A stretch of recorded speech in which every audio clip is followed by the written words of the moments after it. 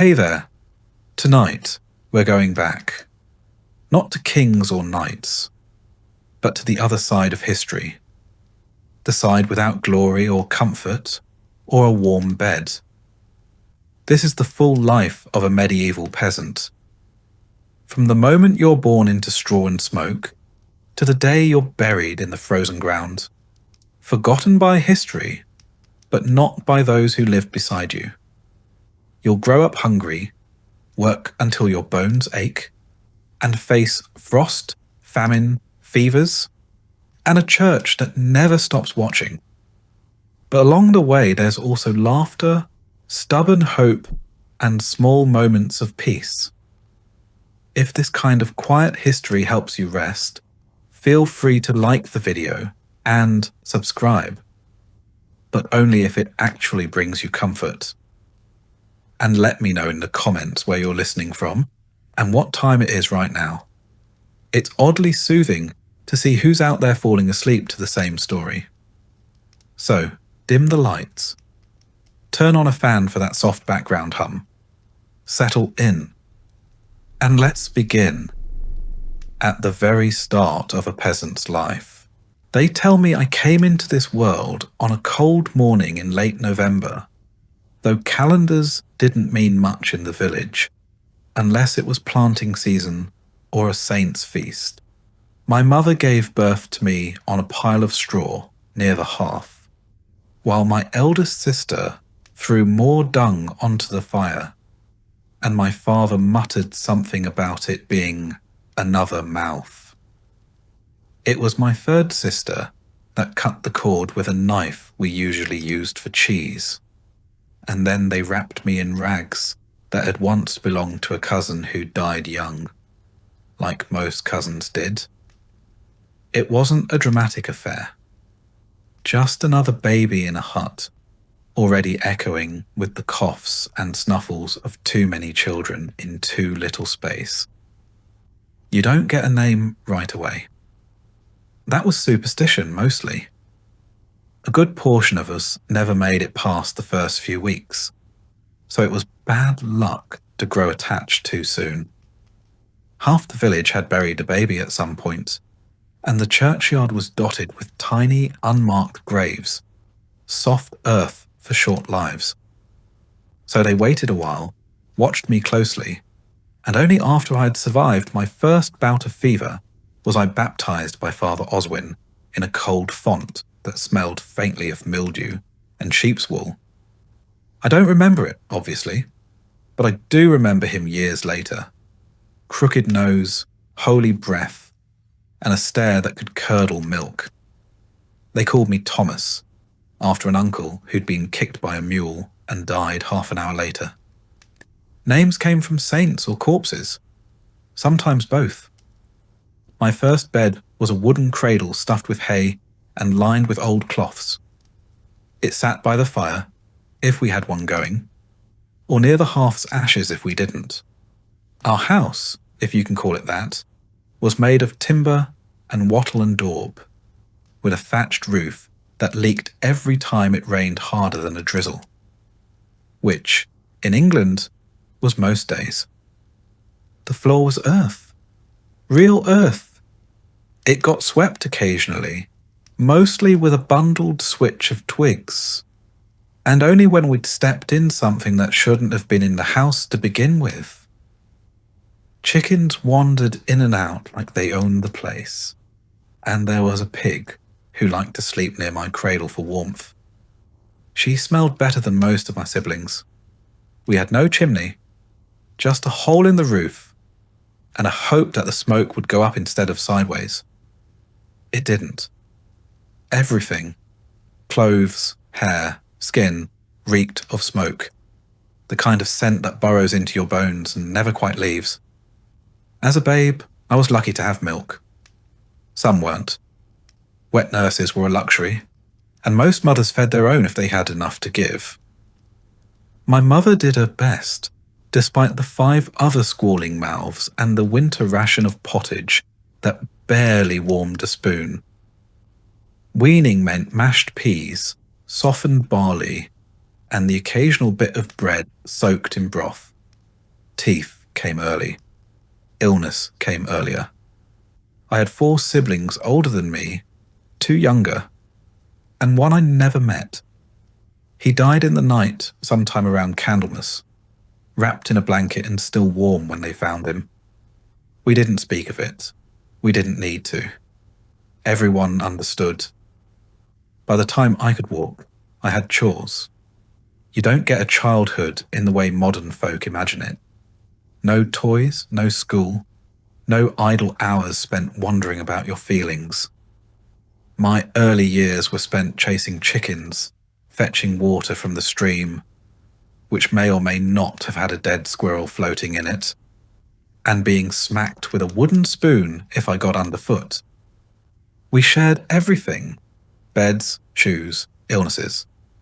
My sister and I wore the same tunic in alternating weeks. It never quite dried between uses. Lice were normal. Fleas, expected. Worms? Only worth mentioning if they made you cough one up. As I got older, perhaps 6 or 7, my responsibilities grew. That's about the age when you're considered halfway useful. I'd help muck out stalls, scare off crows, and carry baskets of turnips so heavy I could barely see over them. Okay, my hands grew calloused before I ever held a quill. Not that I ever did. Some children, in towns or in the manors, were apprenticed or sent to monasteries. Not me. My fate was the fields, just like my father, and his father before him, back when England was mostly forest, and people still thought Vikings might show up on a Tuesday. There was a rhythm to peasant life. Seasons dictated everything. In the spring you sowed. In the summer you tended. In the autumn you harvested. In the winter you tried not to die. Simple. But even as a child, you noticed things. The way the village held its breath during childbirth. The way people crossed themselves twice when smoke rose too thin from a neighbour's chimney.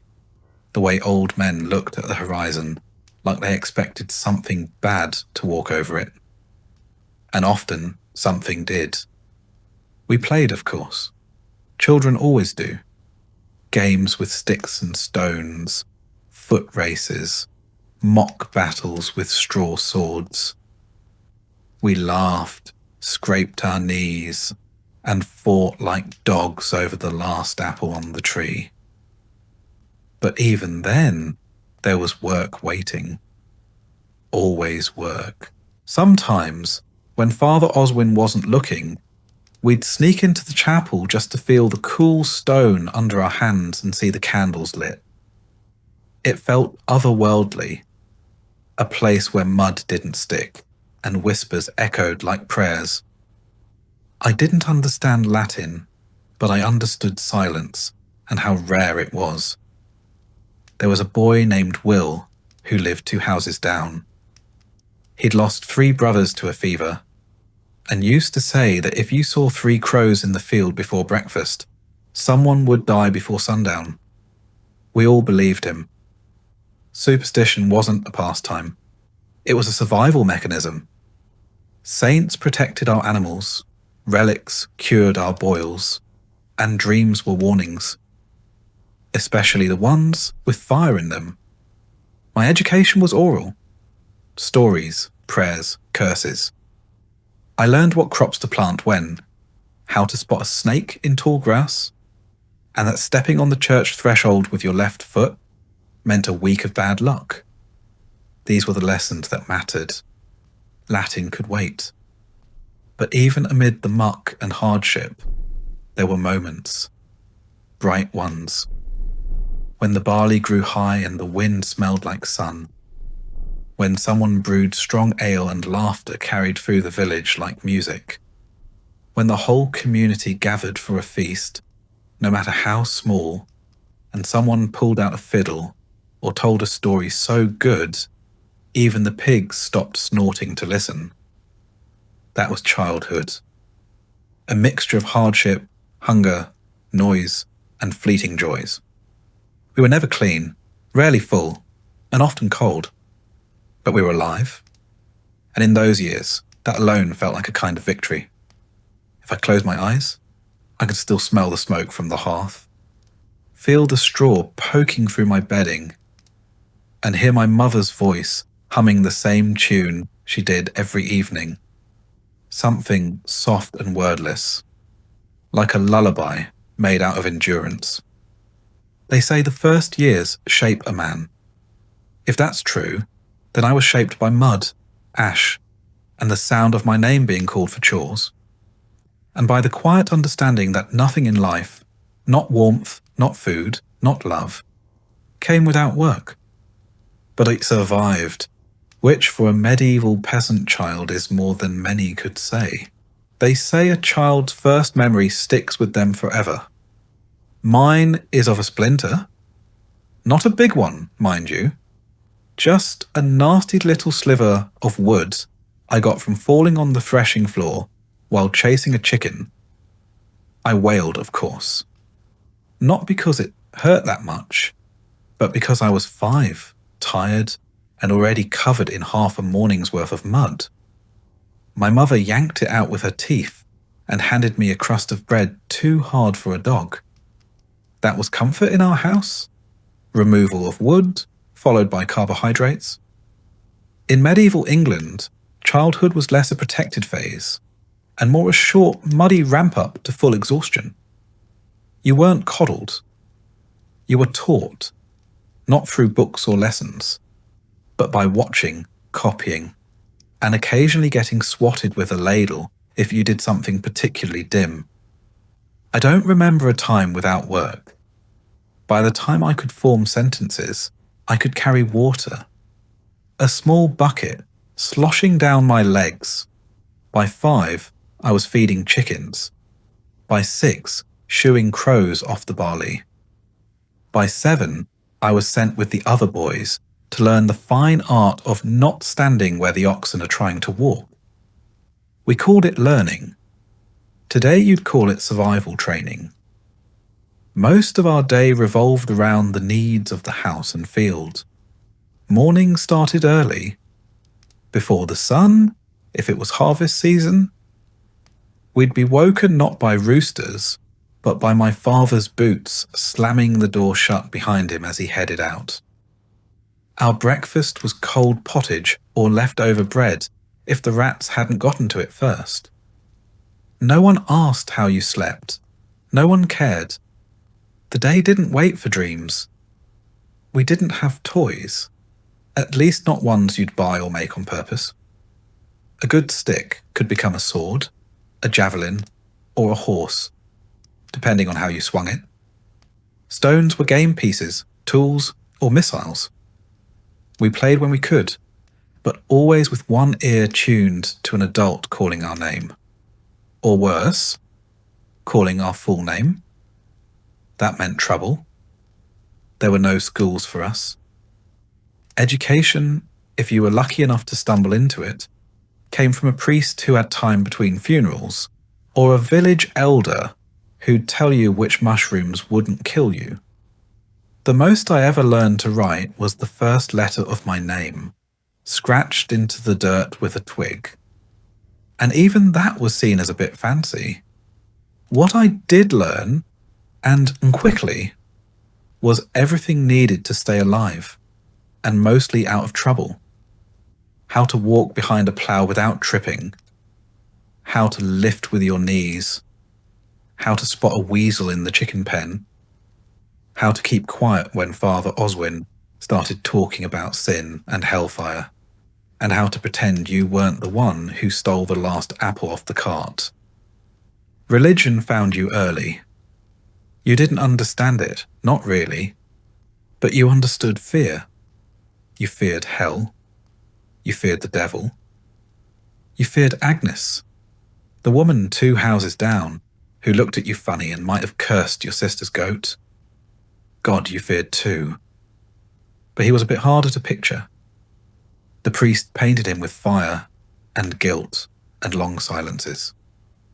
We nodded along, eyes wide, fingers crossed.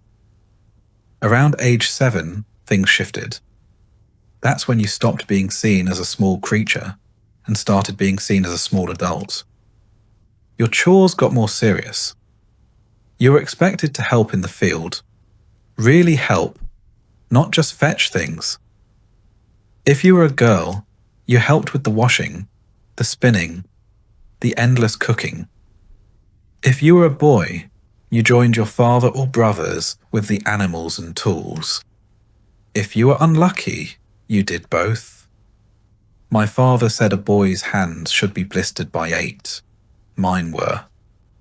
By then I'd already dropped a bucket on my toe, lost 2 fingernails to a millstone, and once got kicked into a puddle by a cow who didn't care for my face. Welcome to childhood. We were always outside, in the rain, in the frost, in the thick summer heat. No such thing as too cold or too hot when the barley needed tending, or the sheep had gone wandering into someone else's pasture. I knew every dip and stone of the path to the well, every splinter in the stable gate, every wormhole in the wood near the fire. We lived close to the earth, not by choice, but because it was literally our floor, our walls, our food, and half our illnesses. Sickness came often. Rashes, fevers, boils, you name it. Most weren't named, actually. You just got the sweats, or the shakes, or that coughing thing, and you either got better or didn't. The village had a midwife who also knew herbs. She helped when she could, but if the ailment was serious, your best hope was prayer, or luck, or both. Death wasn't abstract. I saw a friend of mine, Simon, go from laughing over a beetle to shivering in a blanket to being buried behind the chapel all in 3 days. No one explained why. They just said, God took him, and we moved on. Because you had to. Still, there was fun, in strange places. We played in the stream. We pelted each other with snow and straw.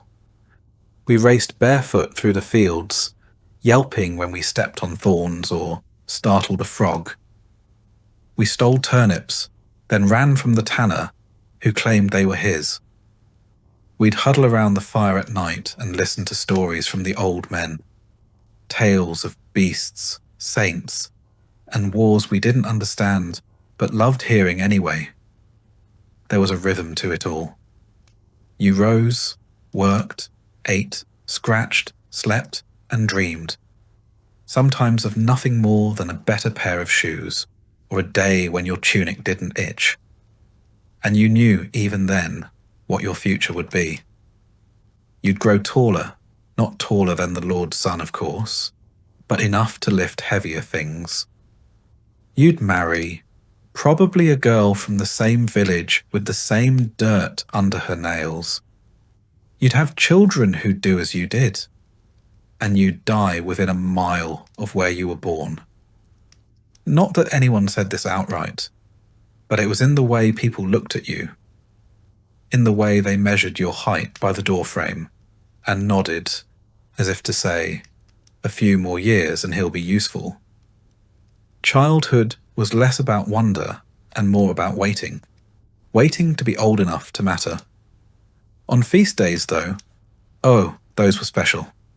Saints' days or weddings brought out food, music, even a bit of dancing. I once had a honeyed oatcake I still think about, and one year they roasted a whole pig. It was like a miracle, meat that wasn't dried or boiled or questionable. We ran wild that night, bellies full, hearts light. And for a brief while, it felt like the village belonged to us, the children.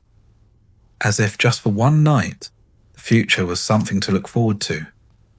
But dawn always came, and with it, the chores. The weight of wood on your back, the sour smell of the sheep pen, the clanging of the pail against the well wall, back to the cycle, back to the growing. By the time I was 10, I could drive a cart, gut a fish, spin a rope, and fix a broken fence. I knew when the rains would come by the scent of the wind, and I could guess the mood of my father by the way he shut the door. I was, for all intents and purposes, nearly grown. At 12, you're no longer a child. In the eyes of the village, the church, and your own aching bones, you're a working man. A small one, sure, but one expected to pull your weight. And so childhood ends.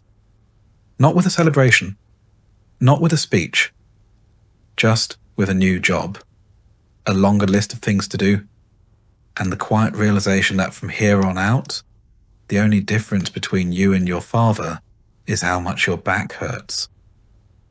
But I survived those years.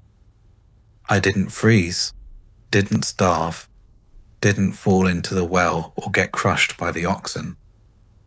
I made it to the part where people stopped calling me boy and started asking me to carry heavier things.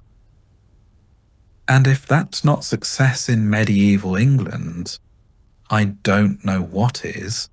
By 13, I'd stopped asking questions and started growing blisters instead. That's about the time a boy in our village stops being a boy.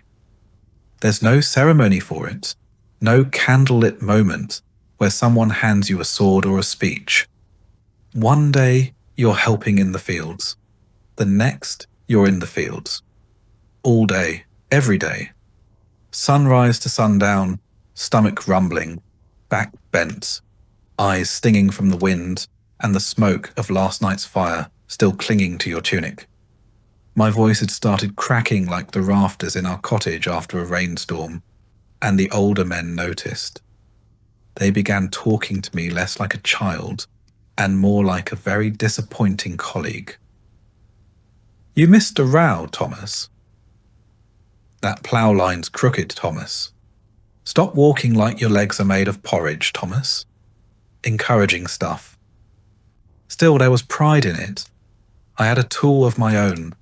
A scythe, duller than it should have been, but mine. I was trusted to feed the animals, turn the soil, even fetch deliveries from the manor storehouse, assuming the steward wasn't in one of his moods. I earned my bread now, quite literally, and I ate it with the dignity of someone who'd bled for it. Work came in seasons, just like weather and fevers. Spring was ploughing and sowing, your boots caked in wet earth, hands raw from gripping the handles. Summer meant long days under a wide, hot sky, your neck blistered, eyes squinting against the glare, swatting flies with every other breath. Harvest season was its own madness. No sleep, no rest, just reaping until your arms felt like someone else's. And winter. Winter was when you wondered if your toes still counted as part of you. Our food didn't get better now that I was older. If anything, I noticed how often we went without. Dinner might be a ladle of barley stew, chewy with leftover bones. Supper, if we had one, was cold. Bread hardened on the hearth. Once, I cracked a tooth, trying to bite through it. We laughed. Then we cried a little because we realized it was the last loaf. Water, fetched by my younger brother now, still came from the stream or the communal well, depending on which was less cursed that week. It always tasted a bit like moss and worry. We drank it anyway, when there was no beer. The older I got, the more I noticed the things grown men didn't speak of, but understood. How they'd glance at the sky and frown. How they'd listen to the hens clucking like it meant something. And it did. A change in weather, a spirit nearby, or just bad luck blowing in from the next village over. Bad luck came often. Sometimes it came in the form of a fever. Sometimes in the form of a cartwheel snapping at the worst possible moment. Once, it was a collapsed roof in the night. 2 of our neighbours gone by, mourning. I helped pull the bodies from the rubble. They didn't look peaceful. They looked surprised. Like, even in a world where death was common, they hadn't expected that. Around this time, I started noticing girls. Noticed how they carried water with one hand and tucked their hair with the other. How they laughed even when their shoes were soaked and their fingers were chapped from scrubbing linens. How their eyes darted when the steward passed by. There was a girl named Elswith, lived near the mill, always smelled faintly of flour. She once gave me an extra slice of apple when she thought I looked pale. I don't know if she fancied me or just pitied me. Either way, I remembered that apple for weeks. But courtship wasn't candlelight and poetry. It was side glances while shoveling manure. Maybe a shared song during harvest. If you were lucky, you'd sit beside her at a feast. And if things went well, you'd ask her father, or the village reeve, for permission to wed. Love was optional, land was essential. I wasn't ready for marriage yet. I didn't even own a second tunic. But I was expected to contribute, not just to my family, but to the manor. Every able-bodied peasant owed labour to the lord. It wasn't up for debate. That meant working the domain, the lord's personal land, a few days a week, unpaid. You showed up, did your time, and tried not to collapse until after you'd finished stacking his hay. I remember one summer hauling stones for a new wall around the manor's herb garden. My back ached for a week. I don't even like herbs. I'd also learned by now how to keep quiet around authority. You didn't question the reeve. You didn't question the steward. And you certainly didn't question the lord, even if you thought his velvet hat made him look like a goose in disguise. Religion played a larger role now. I was old enough to understand the sermons, or pretend to. We knelt during Mass, mumbled along with the Latin we didn't understand, crossed ourselves, and hoped it would be enough. I confessed to sins I wasn't sure counted, coveting bread, speaking ill of the hayfork, once kicking a chicken because it startled me. Father Oswin said I should pray harder. I tried, but sometimes I fell asleep mid-prayer, exhausted from work and the cold and the low-burning knowledge that nothing was guaranteed. Not food, not health, not tomorrow. The manorial court became familiar too. Once every few weeks, villagers would gather, and the lord or his appointed judge would settle disputes. Boundary lines, livestock squabbles, accusations of theft. Once, a man was fined for taking firewood from the wrong grove. Another was whipped for hunting rabbits that technically belonged to the lord. I watched. I learned. I kept my head down. Sometimes I dreamed of leaving the village, of running off to a town, finding work as a tanner, or miller, or even a guard.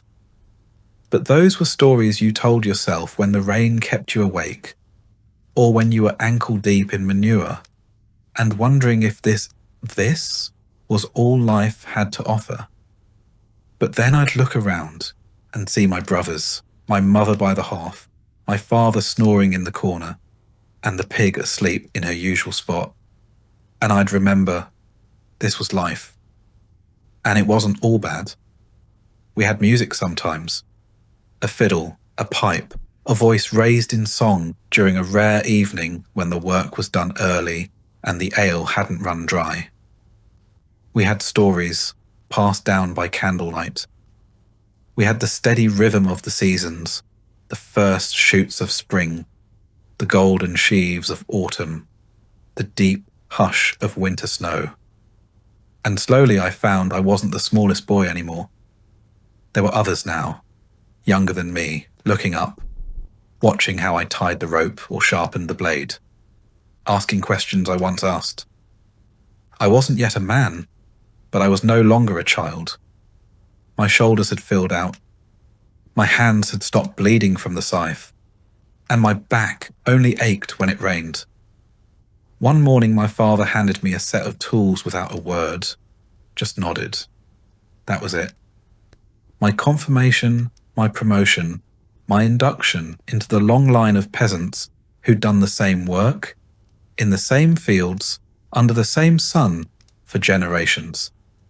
And I took them. Because that's what you did. You carried on. Thomas had seen enough of courtship before he ever experienced it himself. Not the kind with flowers and whispered promises. Those were for stories told by travelling minstrels.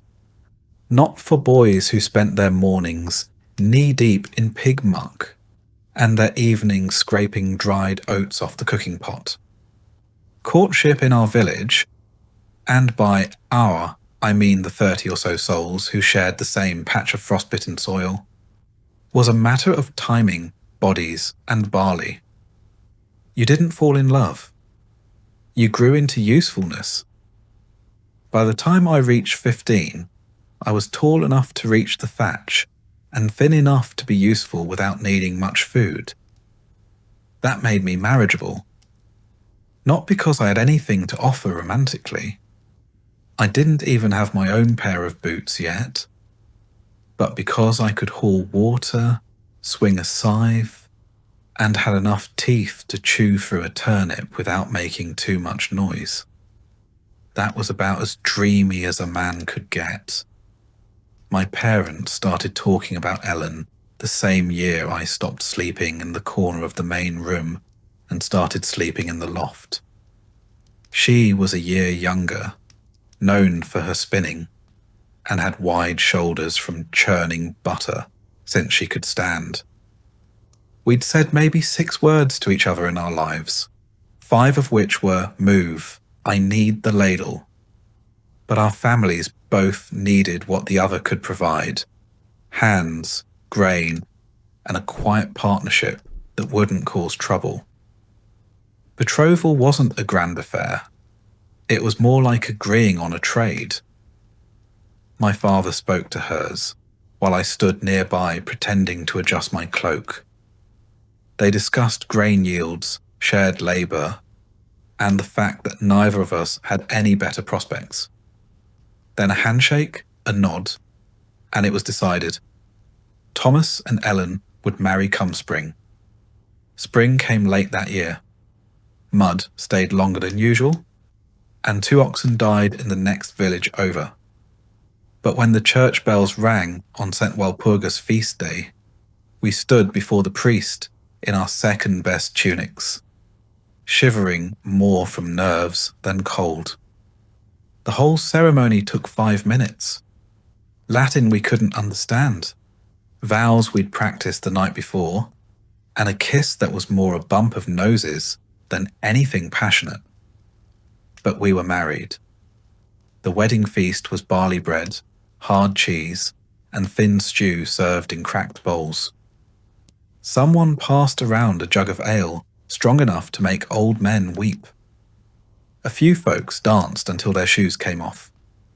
It wasn't lavish, but it was more food than usual, and nobody went home sober or hungry, which in our part of England counted as a miracle. We moved into the rear corner of my family's cottage, separated by a curtain made from an old flour sack. Privacy was a suggestion. Our first bed was straw and sackcloth over a frame of uneven planks. I say bed, more like a place where our bones rested between workdays. Still, it was ours. That meant something. Marriage wasn't a change so much as an expansion. You kept working, only now you had someone to share the blisters with. Ellen and I quickly fell into rhythm. I rose first to fetch water. She tended the morning porridge. I patched the fence. She wove the wool. Her tasks never ended.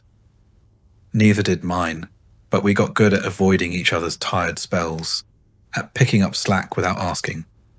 Romantic? Number but stable. Predictable.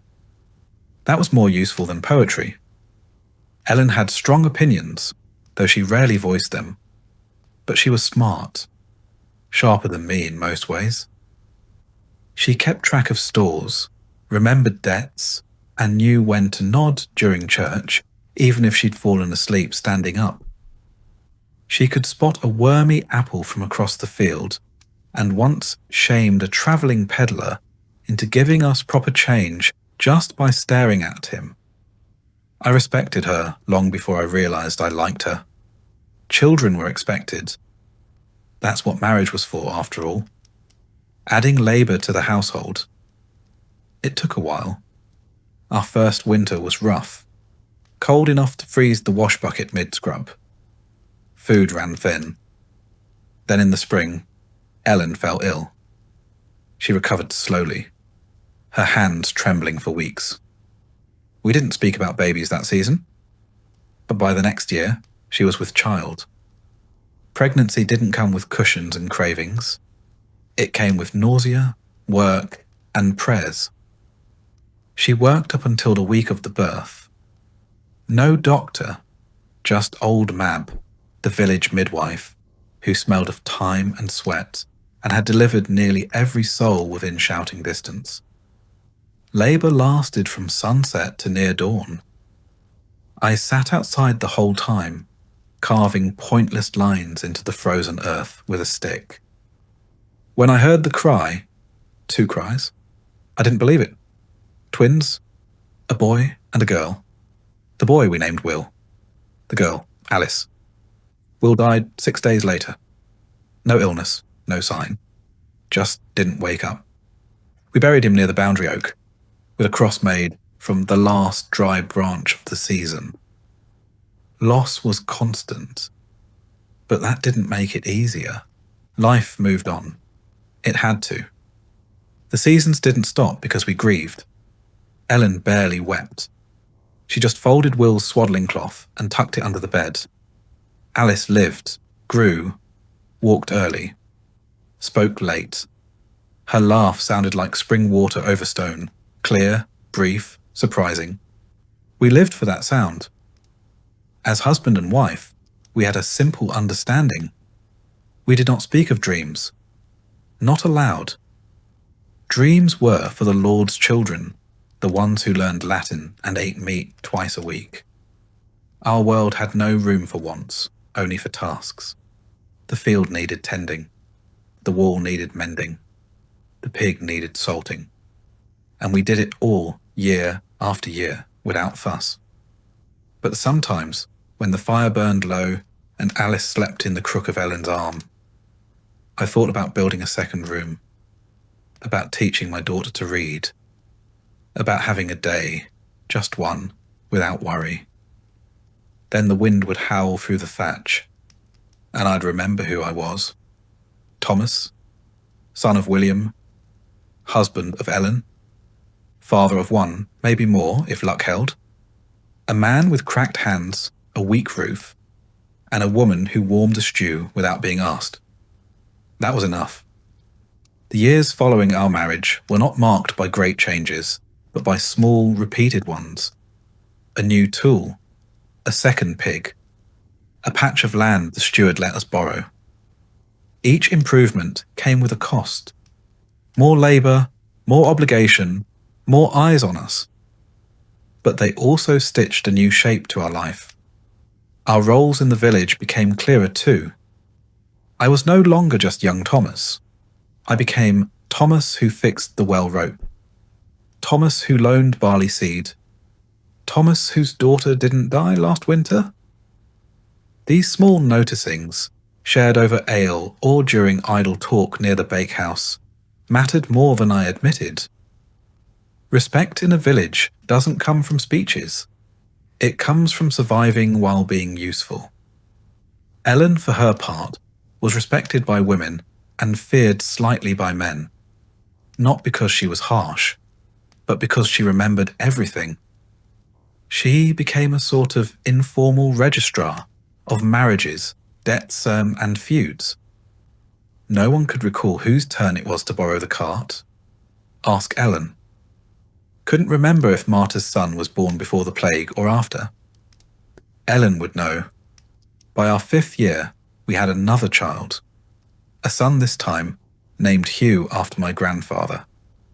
Ellen delivered him with old Mab again, though the midwife's hand was slower now, her eyes more sunken.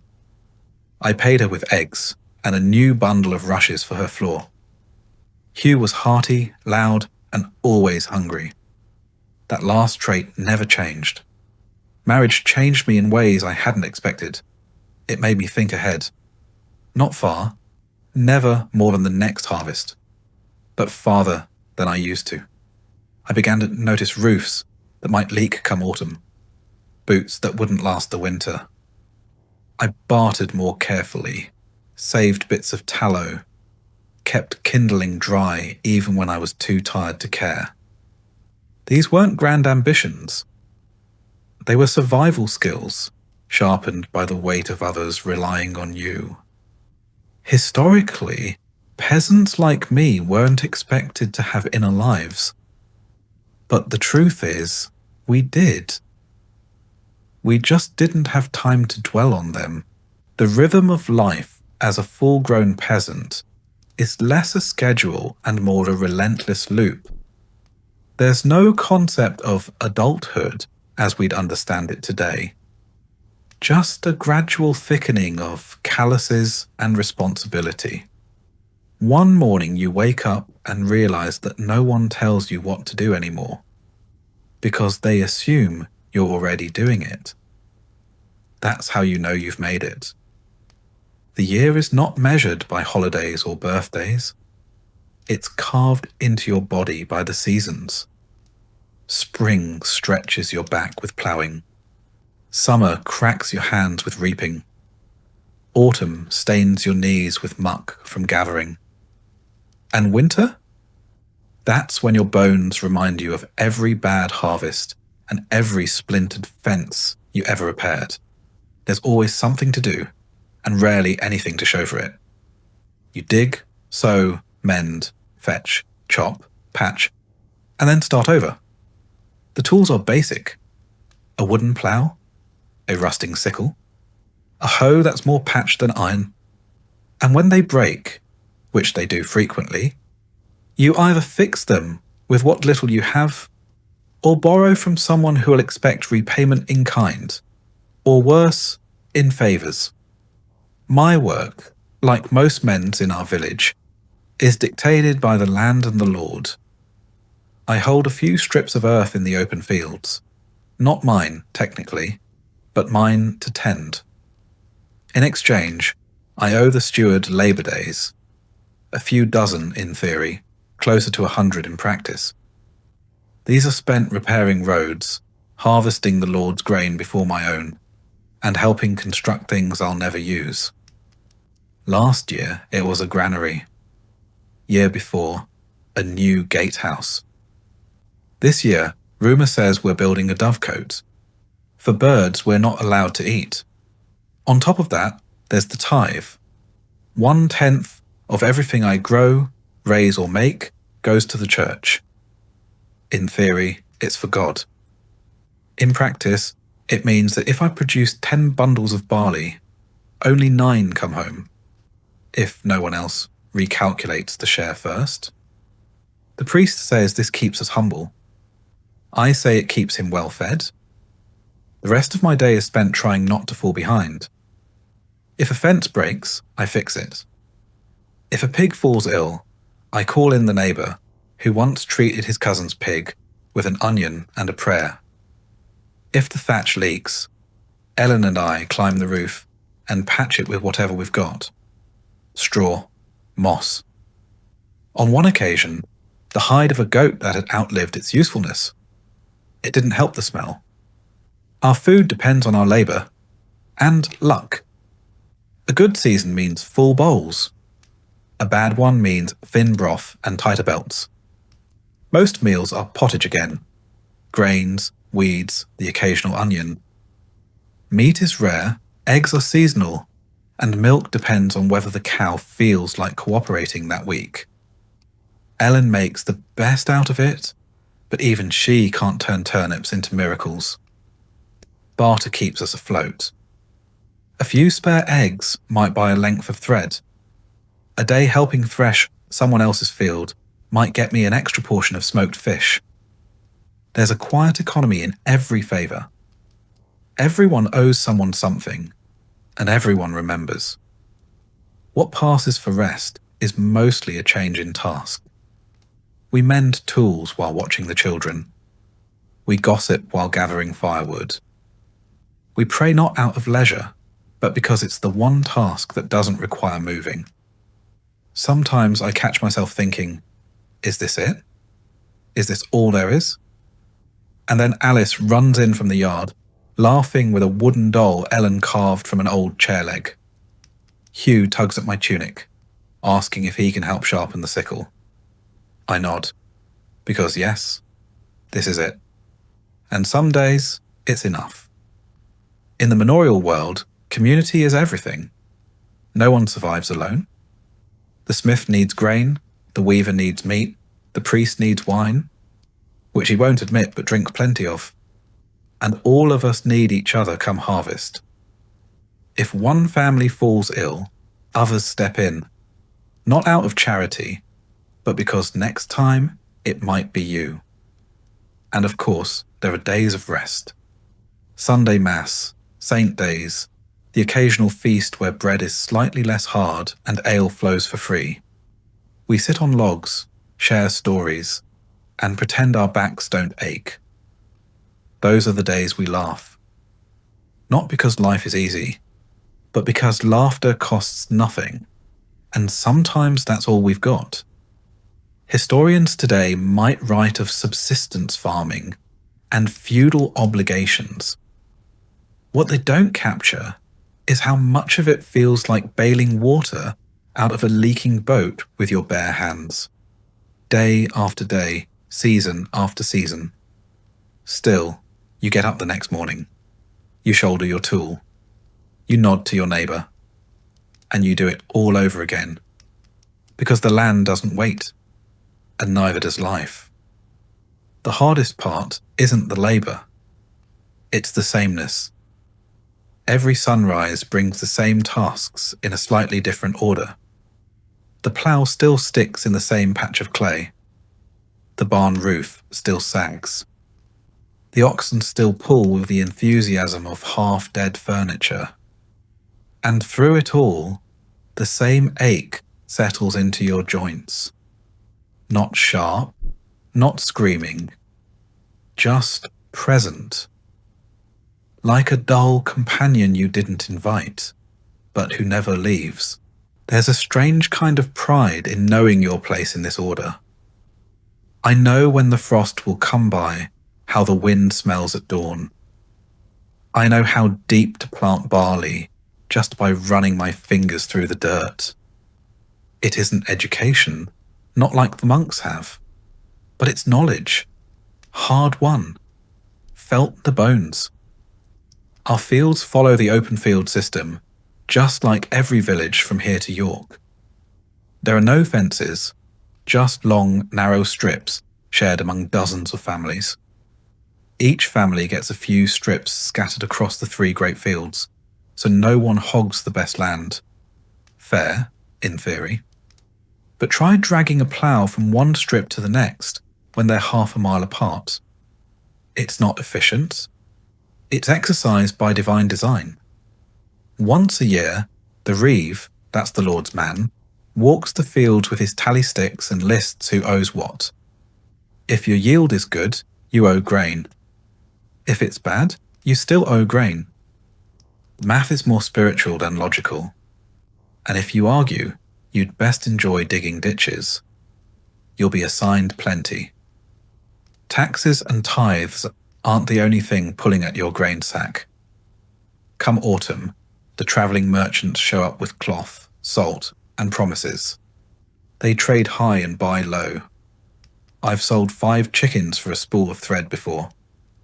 A bad deal, but the kids needed clothes, and chickens are replaceable. Children, less so. The village has no inn, no market square, no place to rest except the church steps or the dirt path itself. But it's a village all the same. We have elders who remember the fire of '89 when half the homes burned.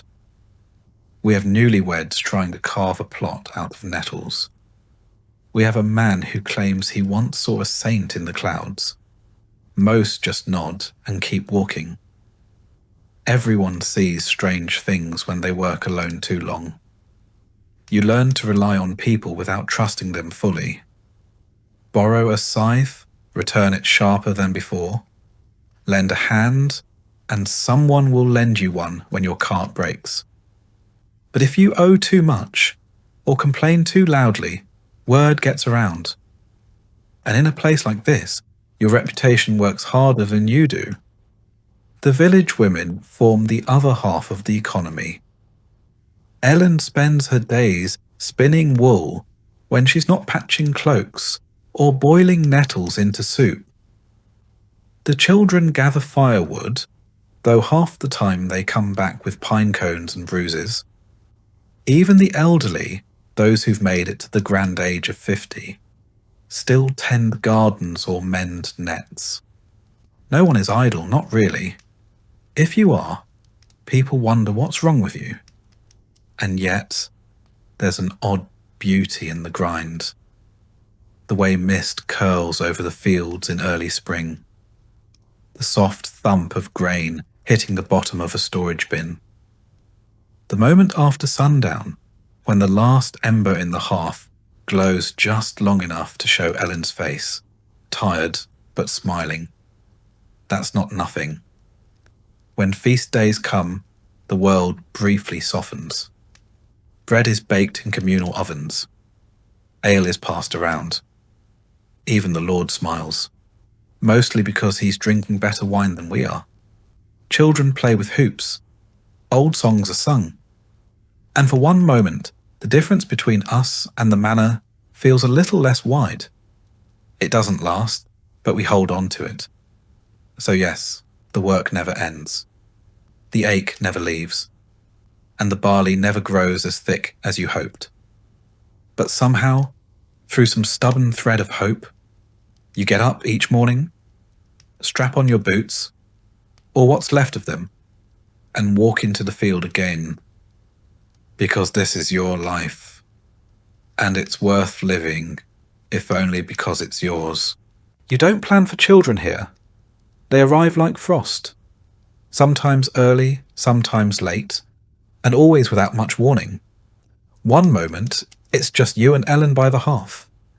The next, there's a squalling bundle wrapped in old linen, and the whole room feels smaller, noisier, warmer, and far more terrifying.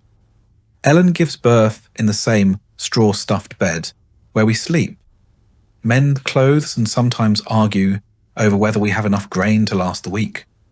There's no doctor, just a midwife, old enough to remember delivering half the village, and 2 neighbour women boiling water and whispering prayers that don't sound entirely Christian. I wait outside, pretending to fix a broken latch, because there's nothing else I can do. Men are meant to stay out of the way until they're needed to dig the grave. Most births go well enough, though few go cleanly. There's blood always, sometimes more than seems survivable. Babies arrive how they please. Feet first, sideways, screaming or silent. And there's no certainty. Ellen's first was a stillbirth. We buried him under the hawthorn tree. No name. Just a handful of dirt and a wooden cross I carved myself. When one survives, it feels like a small miracle. The priest baptizes the child within days, not just for salvation, but because, statistically, there's no time to wait. Roughly 1 in 4 children don't make it past their first year. Sometimes it's fever, sometimes choking, sometimes they just stop breathing, and no one knows why. The priest calls it God's will. The midwife mutters about ill winds. Me, I just hold Ellen's hand tighter. Once they're alive and screaming, life doesn't get much easier. Babies don't come with nappies. Cloth is scarce and expensive. so they're swaddled tight in strips of linen and left near the hearth where it's warmest. Ellen nurses them as best she can, though she's tired, always. We sometimes feed them pottage, thinned, with ale, if the milk runs dry. It's not ideal, but then again, nothing in a peasant's life ever is. There's no such thing as a nursery. The baby sleeps in our bed, between us, wrapped in the same blanket that smells of soot and sheep. If we had a cradle, it was burned 2 winters ago when we ran out of firewood. I carved a new one from pine, but it creaks like it's telling secrets. Every time it rocks, I pray it doesn't splinter under the weight of hope. Names are chosen fast, not out of sentiment, but practicality. You name the child something common, something that can be shouted across a field. William, Alice, Hugh, Joan. Something easy to carve into a plank. You don't want to get attached to a name that might be gone before spring. Some parents wait weeks to see if the child survives. Others reuse names, like a coat passed down between siblings. Children don't get childhoods here. By the time they can walk, they're put to work, gathering kindling, watching chickens, running errands. By age 7, they're expected to tend geese or weed the garden. By 10, they can plough. Ellen teaches them to spin and sew. I show them how to tie knots, sharpen blades, and read the sky. We don't punish them harshly, not because we're kind, but because life does that for us. 1 winter barefoot is lesson enough. A spoiled meal means hunger. A fall into the pond means days of fever. The world disciplines children more effectively than we ever could. We just try to keep them alive long enough to learn. Stories help, not the noble kind with dragons and brave knights. Ours are older, stranger. Tales of woods that whisper, saints that walk through snow, beasts that punish the greedy. We don't tell them to entertain. We tell them so the children remember what to fear. Religion, of course, runs through it all. We teach them to cross themselves, to fear sin, to fast on Fridays, to kneel even when their knees are raw. Not because we fully understand the scriptures, but because the church is always watching, and 1 wrong word in front of the priest can mean penance, or worse, gossip. And gossip spreads faster than fire.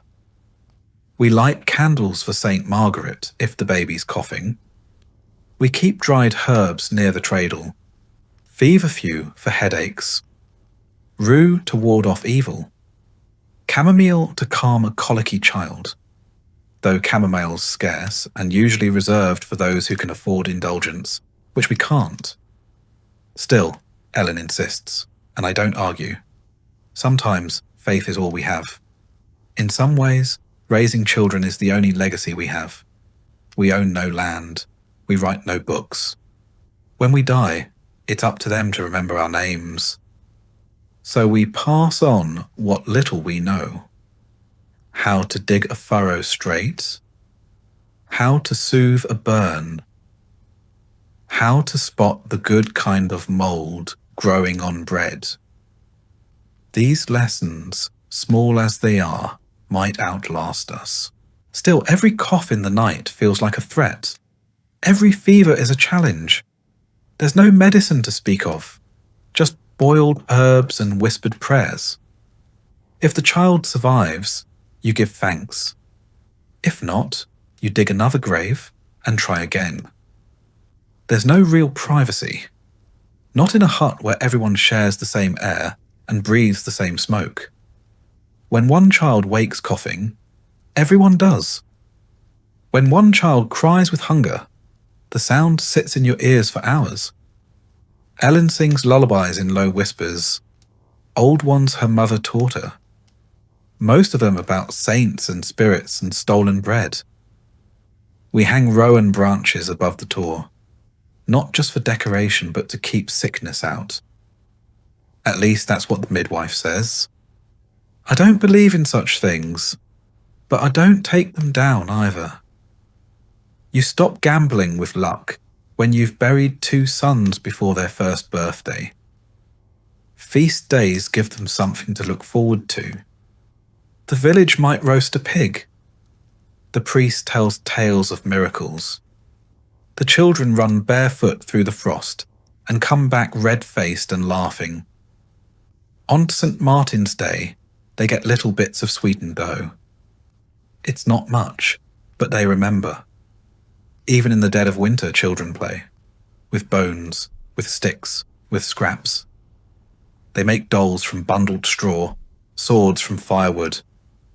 I once saw my eldest son march through the snow wearing a broken pot as a helmet, commanding an army of chickens. There was no audience, no applause, just play. That's how they survive, I think.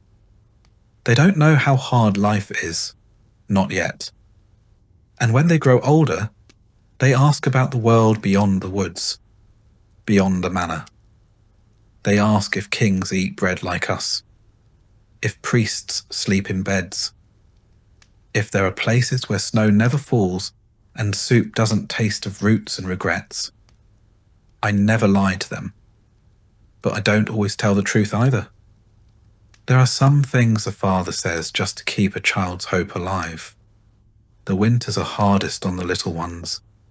Their fingers stay red and cracked.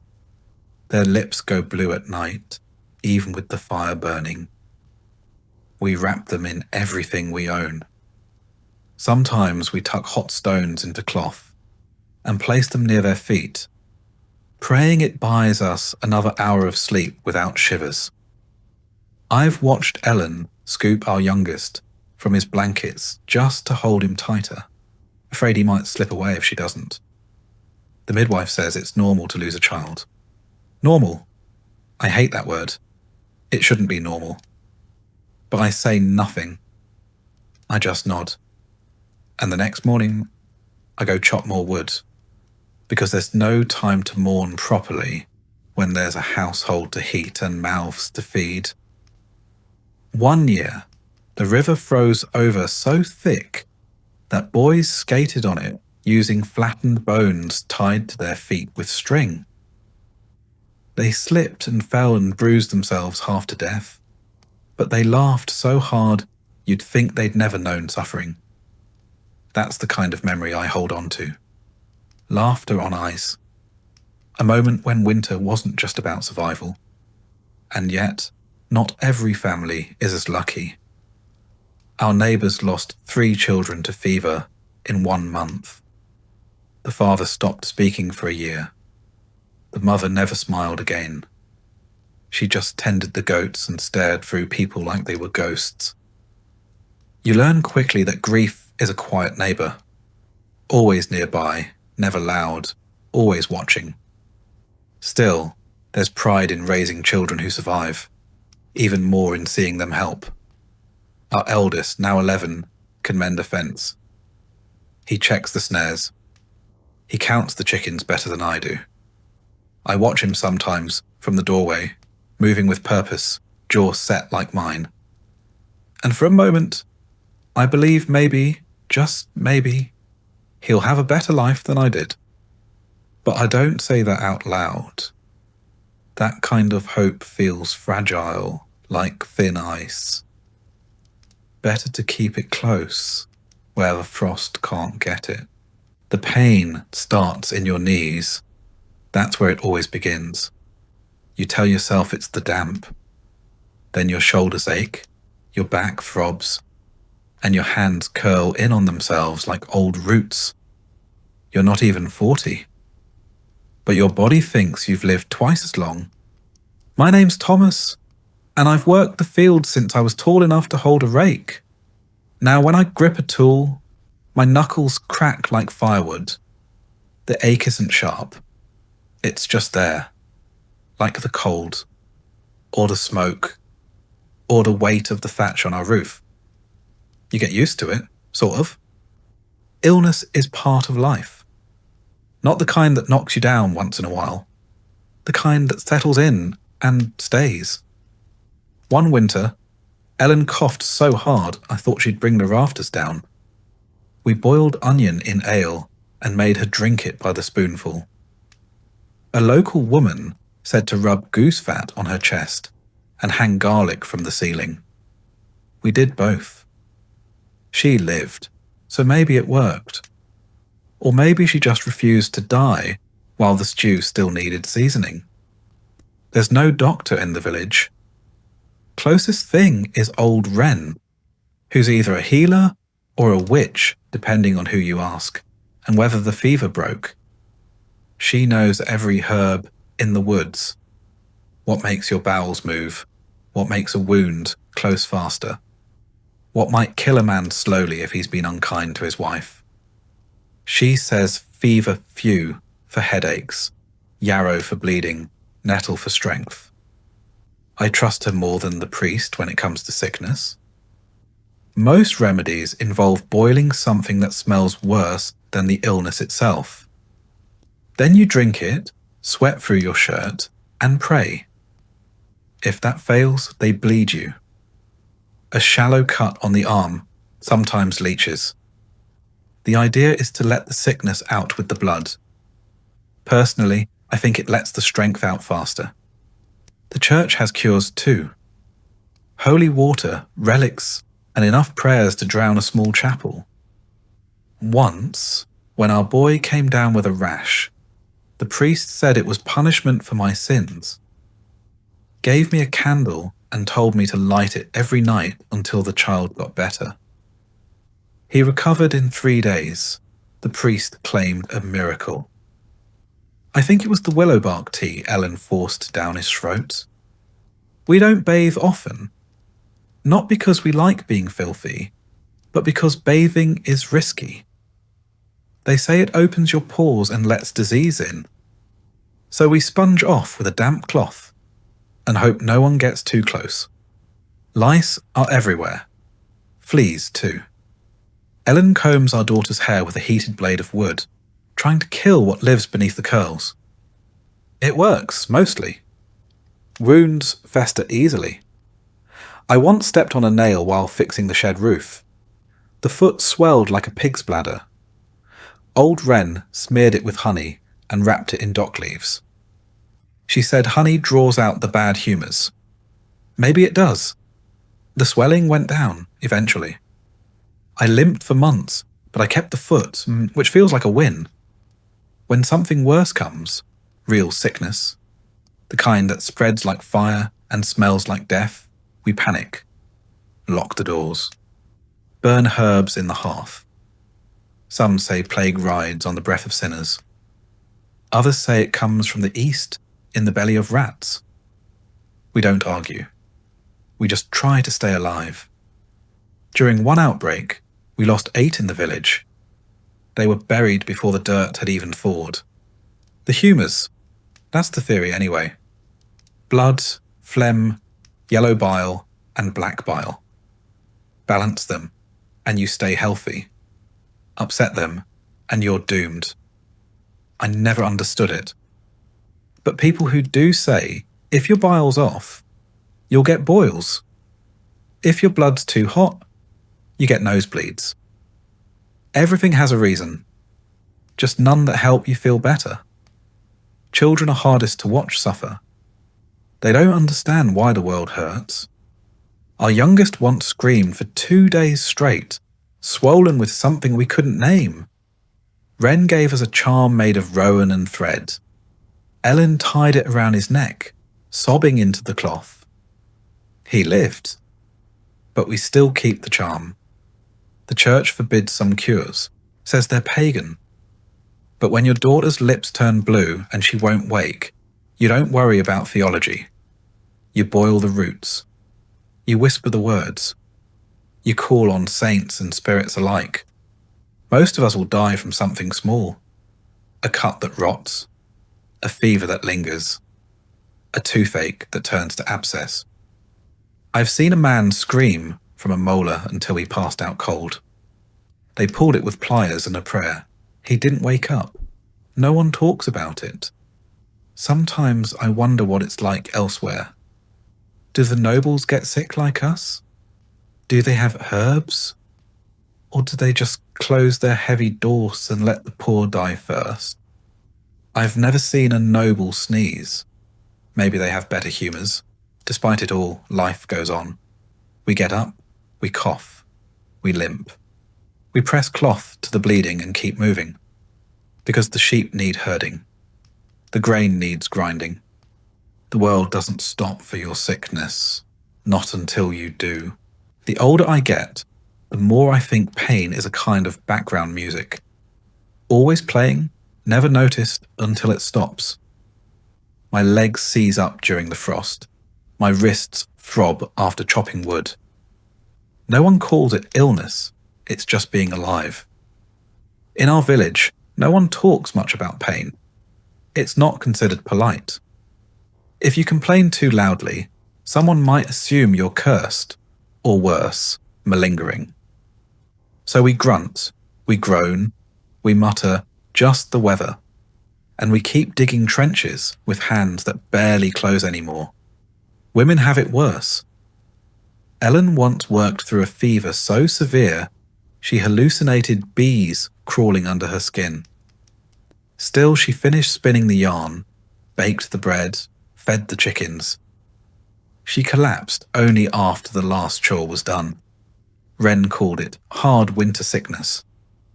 I call it exhaustion, dressed in disease. Some villagers believe in charms.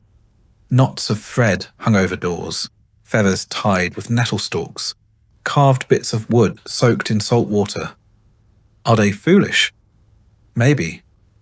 But I've seen people healed after the charms went up. And I've seen people die after the priest said they'd be fine. So who's to say? Even dreams change when you're ill. I once dreamed I was walking through a warm forest, barefoot, with no pain in my hips.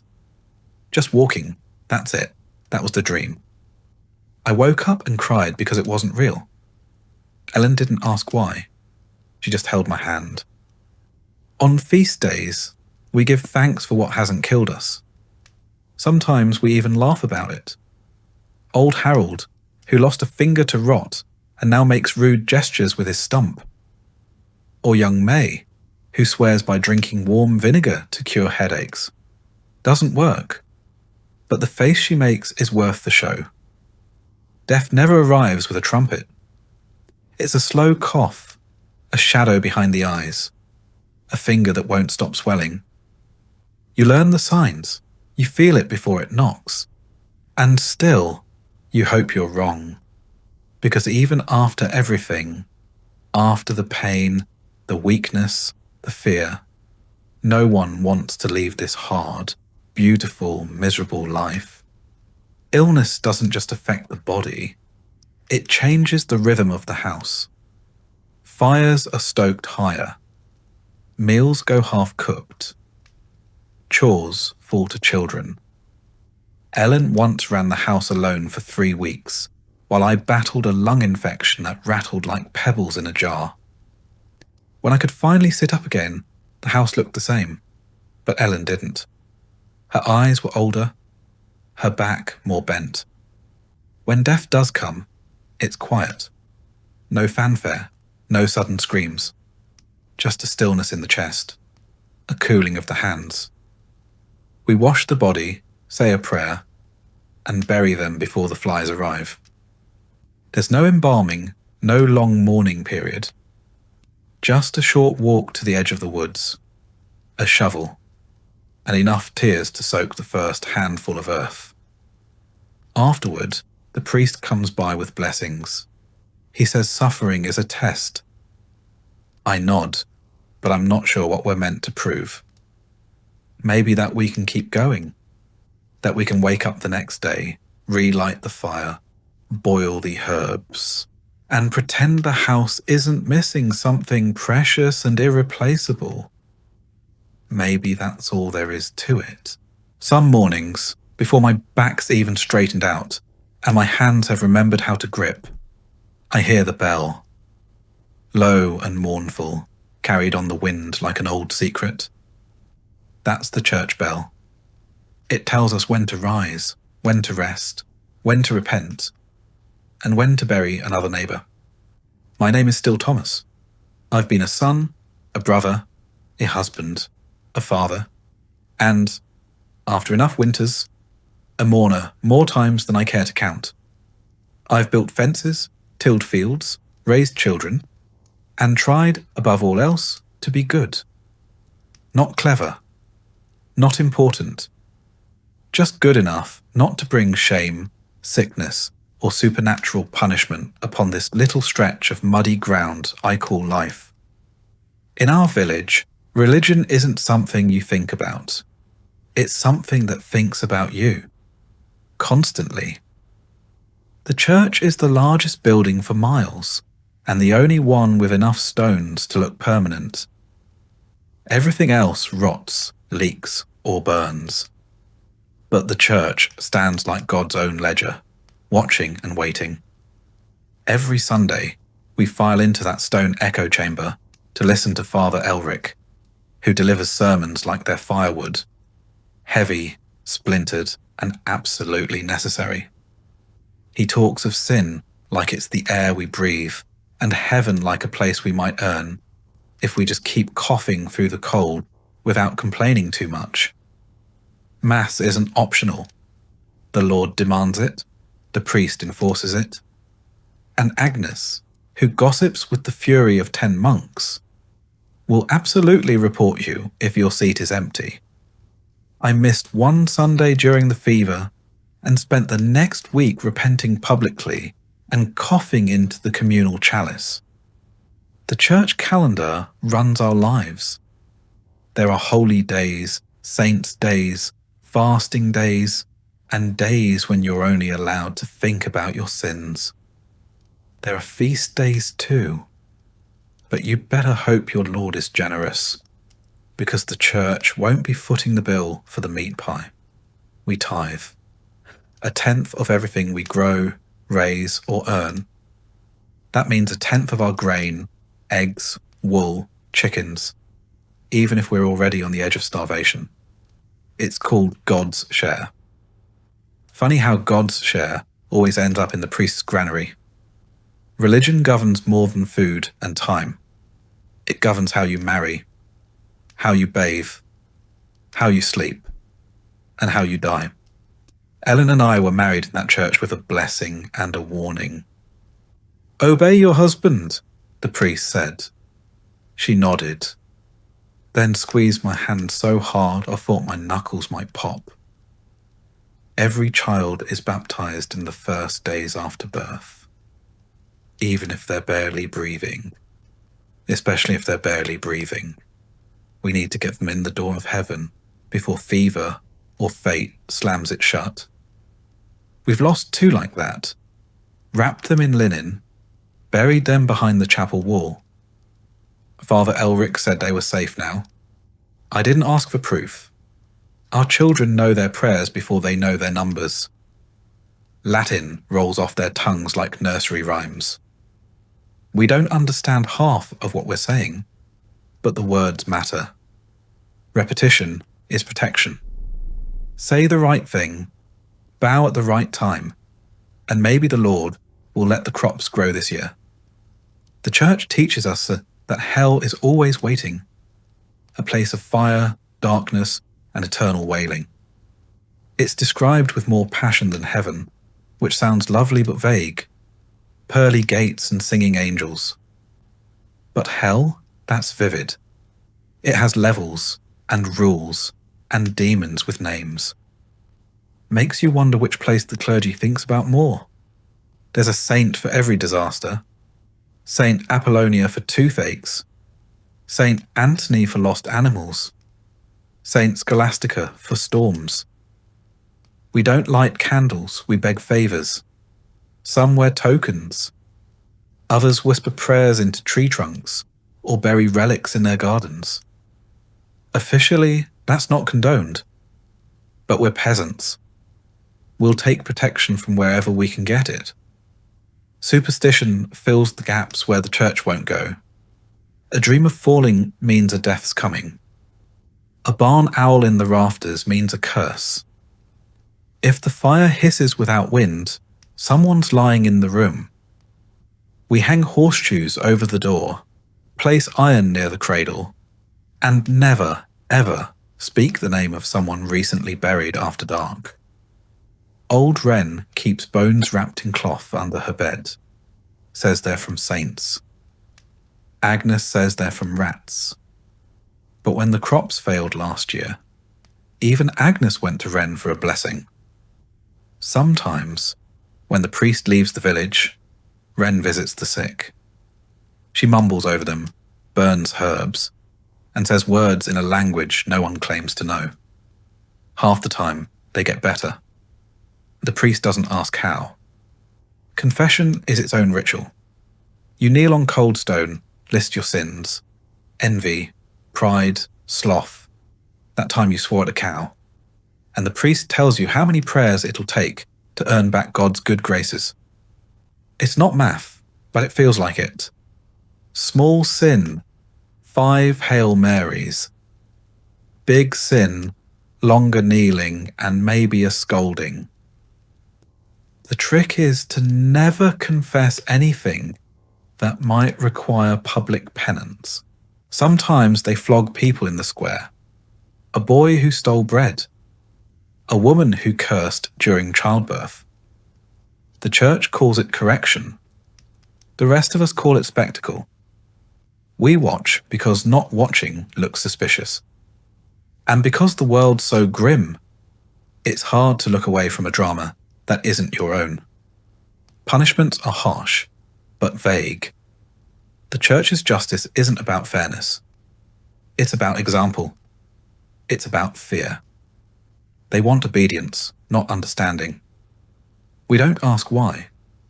We just bow our heads and avoid questions that don't have safe answers. Even holidays are theirs. Christmas, Easter, Pentecost.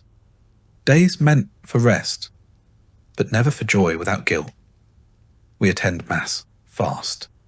And maybe, if the Lord allows, eat something better than gruel. I remember once we had venison. The priest said it was a gift. I saw the squire dragging the deer through the woods 2 days earlier. Maybe the saints delivered it. Or maybe they were just busy looking elsewhere. There's comfort in the ritual, even when you're not sure you believe every word. Lighting a candle for a lost child. Kneeling beside your wife as she prays for a better harvest. Holding a trembling hand in the confessional and whispering something that's weighed on you since the frost took your neighbour. I've buried friends who died with rosaries in their hands. I've seen men scream for mercy with their last breath. The church says heaven waits for the faithful.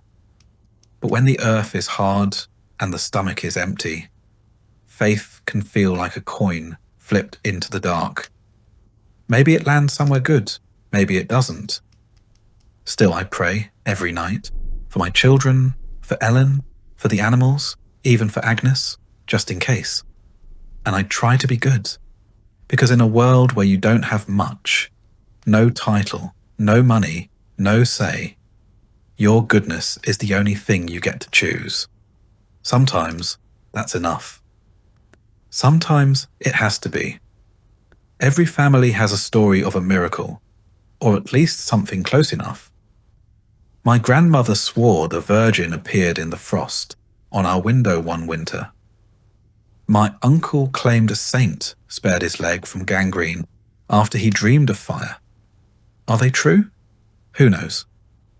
But when the snow is falling, and the roof groans under the weight, and the fire's gone low, you tell those stories again, not because they're certain, but because they're kind. And in this life, that's a rare thing. So tomorrow, I'll rise again with the bell, bow my head at Mass, and thank the saints I've made it this far. Not because it's easy, but because it's what we do. We endure, we believe, and we carry on. One prayer, one superstition, one cold morning at a time. It's strange, feeling old in a body that's barely seen 4 decades. But that's how it goes. I'm 40, give or take. No one's really counting. And I creak like the barn door in November. My name is still Thomas, and I've worked these fields since I could stand upright. I've got more scars than memories, and most mornings I feel like a tree that was struck by lightning but didn't quite fall over. They call us old when our backs curve and our teeth start dropping. Not because we've earned some great title or pension, but because it's rare to even reach this age. Most don't. Most are buried before they ever get to mutter about aching joints or how things used to be better back when bread didn't taste like old dirt. So here I am, still breathing, still bending, still one stubbed toe from becoming a cautionary tale for the younger lads. My hands, once strong enough to lift bundles of wheat and wrestle stubborn pigs, now tremble when I grip the plough. My knees, which have spent years kneeling in dirt, prayer, and grief, complain with every bend. I've started walking with a stick. Not because I want to, I'd rather limp like a fool, but because it's that or crawl. You'd think I'd earned some rest by now, but there's still wood to chop, grain to grind, and animals to feed. Ellen says I should take it easy, but the fire doesn't light itself, and no one else is going to keep the roof patched. So I move slower, ache louder, and pretend I'm still as sharp as I was back when I could sprint across the village without pulling something. Truth is, you age fast when you spend your life in mud, wind, and worry. The sun carves lines into your face. The cold hollows out your bones. And the hunger, even when it doesn't kill you, leaves its mark. It's not just the body, it's the loss. I've buried more people than I can name. My father died when I was barely big enough to carry a shovel. My sister, in the great fever of '89. One of my boys during the last frost, when the chimney cracked and the smoke filled the room before we woke. We don't cry loudly. That's not how it works. We nod, we dig, we lower them into the earth, and then we go home and scrub the hearth as if that will bring them back. Some folks turn bitter, others quiet. I've done both. These days, I mostly just talk to the fire. In the village, you become the old one once you outlive 2 generations. Children start asking your opinion, even if you've never said anything worth repeating. You get asked to bless meals, settle arguments, explain why the moon looks odd, as if surviving makes you wise. But I know better. Half of survival is luck. The other half is sheer stubbornness. There's no such thing as retirement. That word doesn't exist for us. When you can't work the fields anymore, you mend tools, scare crows, or tend to the chickens with whatever's left of your knees. If you're too feeble for even that, you tell stories and hope someone leaves bread at your door. If you're lucky, you'll have children who still live close and kind, enough to care for you. If not, the winter decides when it's time to lie down for good. Meals grow smaller too. The best cuts go to the younger ones. They've got work to do. You make do with crusts, soup from bones, and whatever's still growing in the back plot. My teeth are fewer now, and I chew slowly, carefully, like every bite is a negotiation. Sometimes, I forget what food tasted like when I still had all my molars. Not that it was ever much to begin with. My hearing isn't what it was either. Half the time I pretend I didn't catch the insult, or the joke. The other half, I genuinely didn't. The younger lads think I'm going soft. Let them. There's power in being underestimated, and peace in not hearing Agnes's complaints the first time around. Every now and then, I catch a glimpse of myself in the water trough, a face I barely recognise, sunken cheeks, greying beard, eyes that look like they've seen too much and remember too little. My hair, once thick and dark, is now thinning and wiry, more hay than hair. Ellen says I'm still handsome. I think she lies out of pity or habit. Either way, I let her. The church says we gain wisdom as we age. That time polishes the soul. Maybe that's true. Or maybe we just learn how to complain more politely. Still, I do find myself thinking more. Not about regrets, but about patterns. How the rains come earlier now. How children stop asking questions once they see you don't have answers. How death doesn't surprise you anymore, just reminds you to keep your good cloak mended. In the evenings, I sit near the hearth and carve things from scrap wood. Little animals, faces, once a rosary. Ellen says it keeps me quiet. I say it keeps me sane. There's not much difference anymore. Sometimes I walk to the edge of the village and just stand there, looking at the trees. I used to climb them when I was a boy. Now, I watch the wind move through their branches and wonder which will fall first, me or the oak near the stream. The lads think I'm strange, that I've grown quiet, soft, thoughtful. But that's just what happens when you've lived long enough. You run out of noise. You realise that most arguments weren't worth the breath, and most of the people you argued with are gone anyway. You notice the small things more. The way frost clings to the edge of the window like lace. The sound of Ellen's stitching late at night. The smell of fresh straw on the floor. They don't seem like much, but when your bones hurt and your days blur, these details are what anchor you. You also start to reckon with what you've done, and haven't. The child you yelled at too harshly. The feast day you skipped to rest. The neighbour you never quite forgave. The little things that stick, long after bigger memories fade.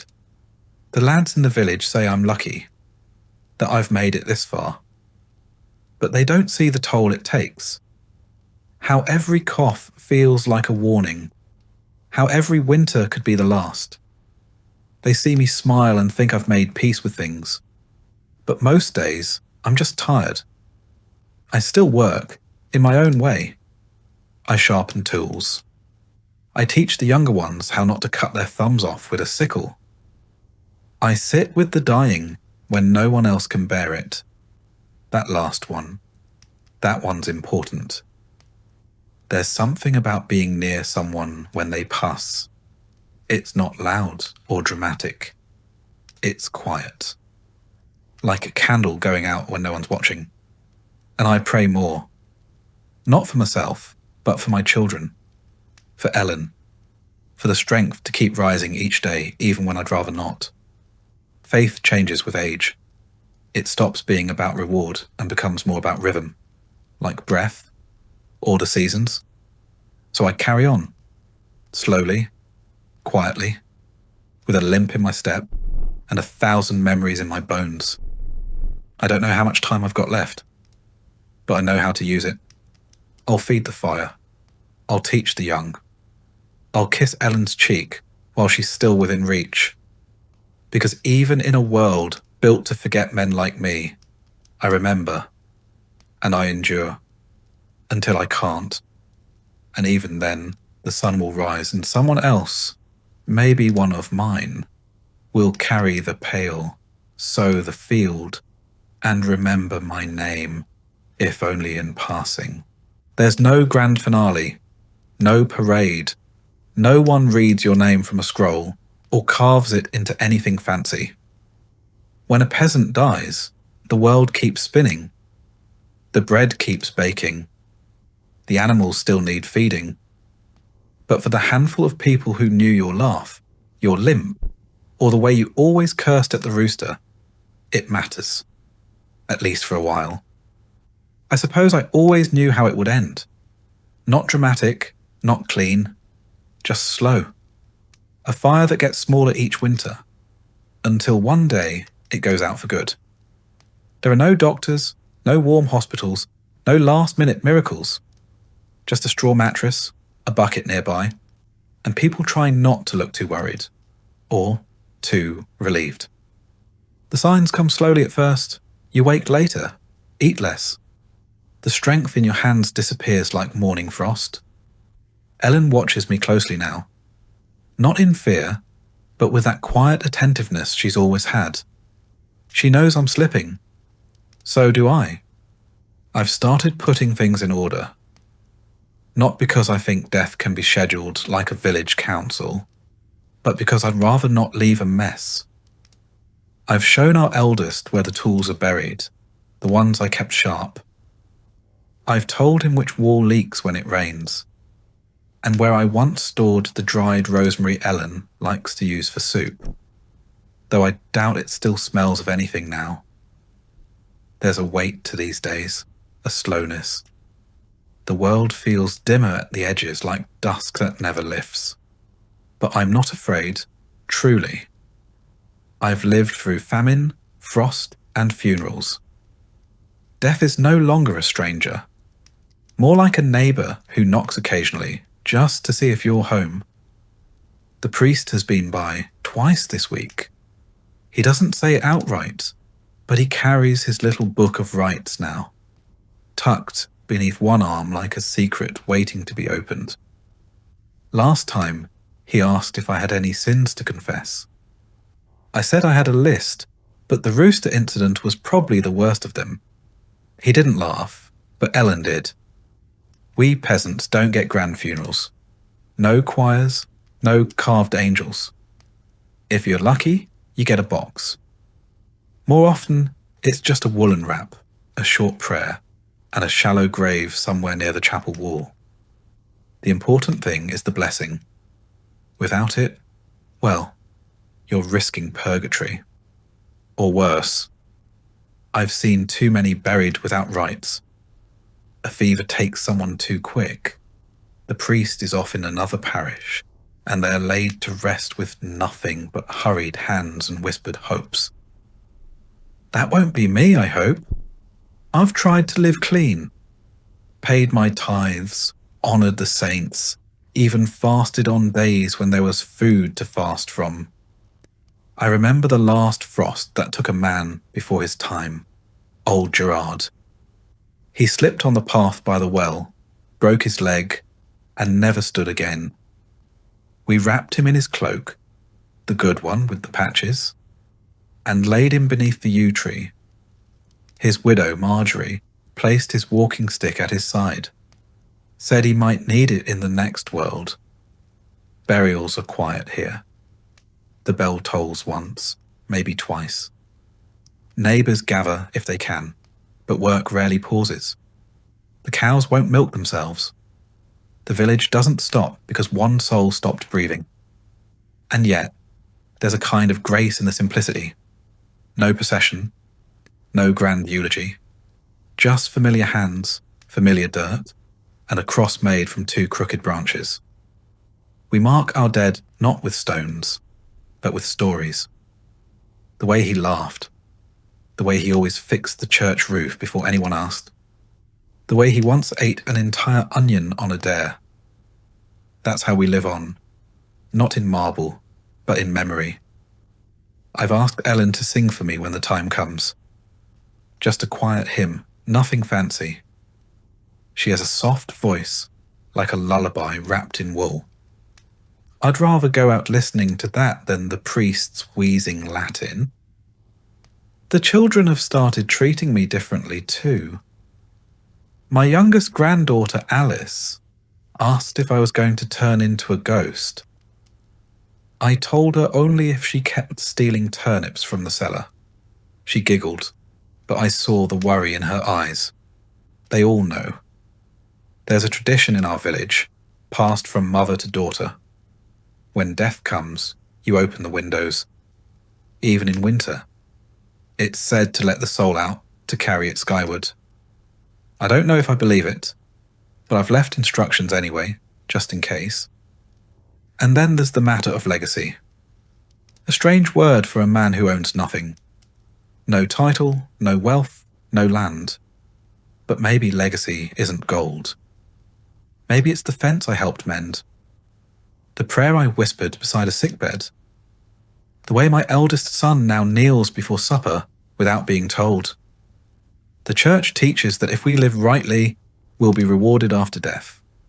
A place without hunger, or pain, or frostbitten toes. I hope that's true. But I've also learned not to count chickens, especially after last winter when the fox got in.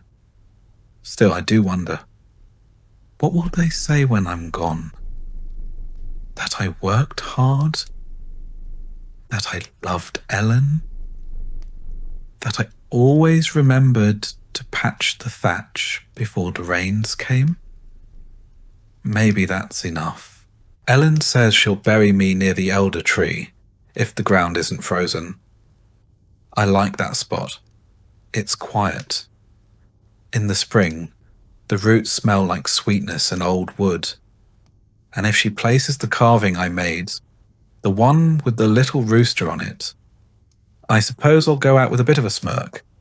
So when the end comes, and I think it's close now, I'll meet it like I've met every storm, every famine, every failed harvest, with quiet resignation, a muttered curse, and a bit of hope. Not for heaven, but for memory. For a life lived, if not easily, then at least completely. It's not the fear of death that weighs heaviest. It's the worry that you'll be forgotten. That everything you built, everything you endured, might vanish like smoke up a chimney. But I take comfort in knowing my hand shaped this place. Every groove in the wood, every furrow in the soil, bears my mark. The village remembers in quiet ways.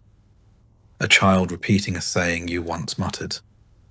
A patch of herbs still growing by the path because you dropped seeds there half a lifetime ago. A crooked fence post no one ever bothered to fix because it was just how Thomas made it. And when Ellen lights the hearth, long after I'm gone, the warmth will still reach the same corners. Maybe that's all we can ask.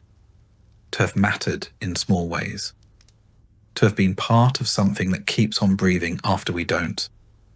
So, I close my eyes with no grand speech. Just the crackle of fire, the smell of peat, and the quiet rhythm of life continuing, as it always has. And maybe, just maybe, someone will sit by the elder tree one day and feel a little warmth in the breeze. Not enough to name, not enough to explain, but enough to know that someone lived here, loved here, and passed quietly. Remembered not in marble, but in the marrow of the village itself.